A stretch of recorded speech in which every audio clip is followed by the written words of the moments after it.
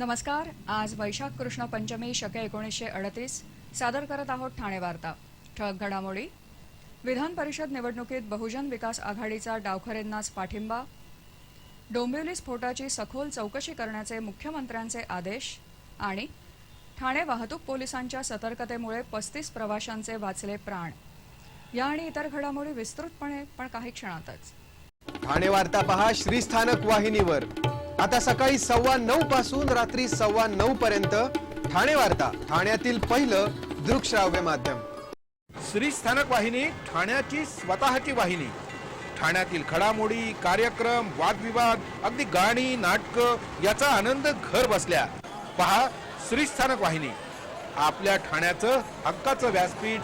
श्रीस्थानक वाहिनी. ठाणे वार्ता आता संकेतस्थळावर देखील ठाणेवार्ता.com वर क्लिक करा आणि ठाण्याच्या घडामोडी जाणून घ्या. ठाण्यातील पहिलं ऑनलाईन माध्यम ठाणेवार्ता.com. नमस्कार मंडळी, दर रविवारी पाहायला विसरू नका. नमस्कार मंडळी, आपल्या प्रश्नांचं थेट उत्तर. ठाणे वार्ता पहा श्रीस्थानक वाहिनीवर. आता सकाळी 9:15 पासून रात्री 9:15 पर्यंत ठाणे वार्ता, ठाण्यातील पहिलं दृकश्राव्य माध्यम. कल्याण आणि डोंबिवलीकरांना वाहतुकीसाठी अत्यंत सोयीच्या ठरणाऱ्या परंतु रेल्वे प्रशासनाच्या आडमुठ्या धोरणामुळे रखडलेल्या कल्याण डोंबिवली रेल्वे मार्गाला समांतर रस्त्याला रेल्वे प्रशासनानं मंजुरी दिली आहे. सध्या कल्याणहून डोंबिवलीला तसंच डोंबिवलीहून कल्याणला जायचं असेल तर कल्याण शीळ मार्गावरून लांबचा वळसा घालून जावं लागतं. त्यामुळे वेळ आणि इंधनाचा अपव्यय होण्याबरोबरच शीळ रस्त्यावर वाहतूक कोंडीतही भर पडते. यावर तोडगा म्हणून कल्याण डोंबिवली महानगरपालिकेनं काही वर्षांपूर्वी कल्याण डोंबिवली रेल्वे मार्गाला समांतर रस्ता प्रस्थापित केला होता. महानगरपालिकेच्या हद्दीतील जवळपास 95% काम महानगरपालिकेनं पूर्णही केलं आहे. परंतु रेल्वेच्या हद्दीतील सुमारे 200 मीटर जागेतून हा रस्ता जात असल्यामुळे रेल्वे प्रशासनाच्या परवानगीची आवश्यकता होती. या संदर्भात रेल्वे प्रशासनाकडे वारंवार पाठपुरावा करूनही रेल्वे प्रशासन दाद देत नव्हतं. अखेरीस खासदार श्रीकांत शिंदे यांच्या प्रयत्नांना यश आलं असून कल्याण डोंबिवली महानगरपालिका देऊ करत असलेली रेल्वे मार्गाच्या पलीकडील पर्यायी जागा रेल्वे प्रशासनानं मान्य केली असून त्या बदल्यात या समांतर रस्त्याला मंजुरी दिली आहे. ठाणे वाहतूक पोलिसांच्या सतर्कतेमुळे 35 प्रवाशांचे प्राण वाचू शकले. काल रात्री 7:30च्या सुमारास एसटी बसचा चालक संदीप जगताप हा ब्रह्मांड सिग्नल तोडून संशयित रीतीनं ठाण्याच्या दिशेने भरधाव वेगाने येत होता. त्यावेळी ड्युटीवर असणारे पोलीस उपनिरीक्षक सचिन शिंदे आणि इतर कर्मचारी यांनी काही अंतरावर पाठलाग करून ही बस थांबवली. त्यावेळी चालकानं दारू प्यायली असल्याचं आढळलं. त्याच्या तपासणीत त्याच्या शरीरात 193 मिलीग्रॅम मद्य आढळलं. हे प्रमाण सर्वसाधारण प्रमाणापेक्षा 6 पटीनं अधिक आहे. ठाणे वाहतूक पोलिसांनी वेळीच सतर्कता दाखवल्यामुळे बसमधल्या 35 प्रवाशांचे प्राण वाचले. त्याचप्रमाणे संभाव्य अपघात टाळता आला. या घटनेमुळे प्रवासी वाहतूक करणाऱ्या बस चालकाची बस डेपोमध्ये दारूबाबतची चाचणी करणं पुन्हा एकदा आवश्यक दिसत आहे. ठाणे स्थानिक स्वराज्य संस्था मतदारसंघातून विधान परिषदेवर निवडून जाणाऱ्या जागेवर काँग्रेस आघाडीचे उमेदवार वसंत डावखरे यांना आपलं संपूर्ण सहकार्य असेल अशी ग्वाही बहुजन विकास आघाडीचे सर्वेसर्वा असलेले आमदार हितेंद्र ठाकूर यांनी दिली आहे. बुधवारी दोघांमध्ये झालेल्या भेटीनंतर वसई विरार महापालिकेतील बहुजन विकास आघाडीच्या नगरसेवकांचा मेळावा आयोजित करण्यात आला होता. आपल्या चांगल्या आणि वाईट काळात डावखरे साहेब कायम सोबत राहिले. भविष्यातही ते आमच्या सोबत राहतील याची आम्हाला खात्री आहे. वर्तमानपत्रांमध्ये काहीही येवो, मात्र आम्ही तुम्हाला 100% सहकार्य करणार अशी खात्रीही हितेंद्र ठाकूर यांनी यावेळी डावखरेंना दिली. मतांच्या समीकरणाबाबत बोलताना ते म्हणाले की आमच्या 114 मतांसोबतच कम्युनिस्ट पक्षाची 6 मतं तुम्हाला मिळतील. तसंच यासोबतच आमचे काही हितचिंतक असलेले अपक्ष किंवा इतर पक्षातील 5 ते 10 मतंही आम्ही तुमच्या पारड्यात नक्कीच वळवू असं आश्वासनही हितेंद्र ठाकूर यांनी यावेळी दिलं. पुढच्या आठवड्यात मंगळ आणि शनिग्रह पृथ्वीच्या जवळ येणार असून रात्रीच्या प्रारंभी पूर्वेला वृश्चिक राशीमध्ये त्यांचं साध्या डोळ्यांनाही दर्शन होणार असल्याचं खगोल अभ्यासक दाक्रू सोमण यांनी सांगितलं. याविषयी अधिक माहिती देताना सोमण म्हणाले की येत्या सोमवारी 30 मे रोजी मंगळ ग्रह पृथ्वीच्या जवळ म्हणजे 7,52,80,000 किलोमीटर अंतरावर येणार आहे. यापूर्वी मंगळ 14 एप्रिल 2014 रोजी पृथ्वीच्या जवळ म्हणजे 9,23,90,000 किलोमीटर अंतरावर आला होता. आता यानंतर 31 जुलै 2018 रोजी पृथ्वीच्या जवळ म्हणजे 5,75,90,000 किलोमीटर अंतरावर येणार आहे. शुक्रवार दिनांक 3 जून रोजी शनी ग्रह पृथ्वीच्या जवळ म्हणजे 1,34,90,00,000 किलोमीटर अंतरावर येणार आहे.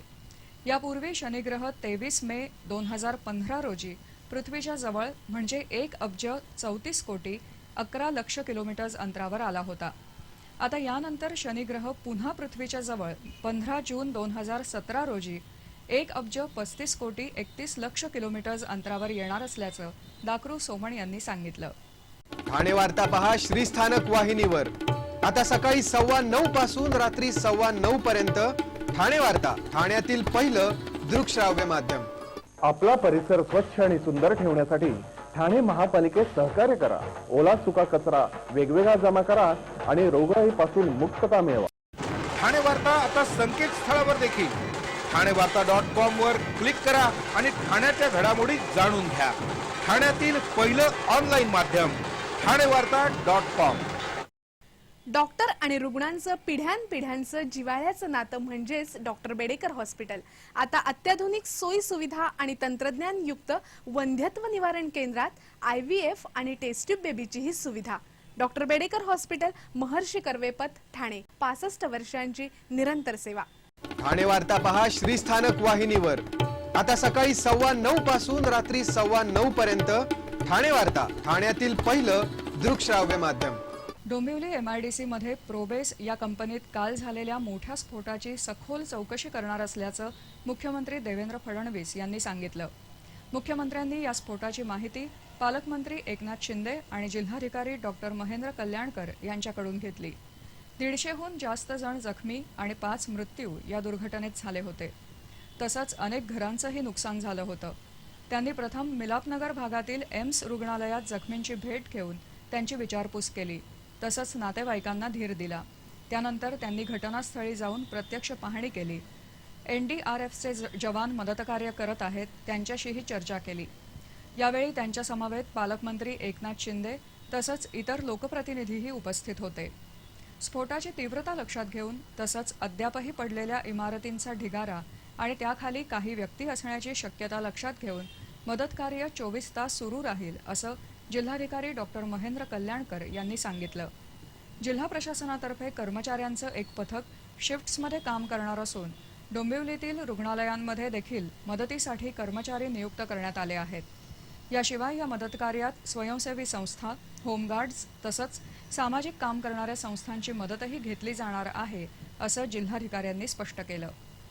लोकांच्या जीवाला धोका निर्माण करणाऱ्या कारखान्यांचं नागरी वस्तीच्या बाहेर स्थलांतर करण्यासाठी योग्य ती पावलं त्वरित उचलण्यात येणार असून भविष्यात अशा घटनांची पुनरावृत्ती टाळण्यासाठी सुरक्षिततेचे उपाय अधिक काटेकोरपणे राबवण्यात येतील.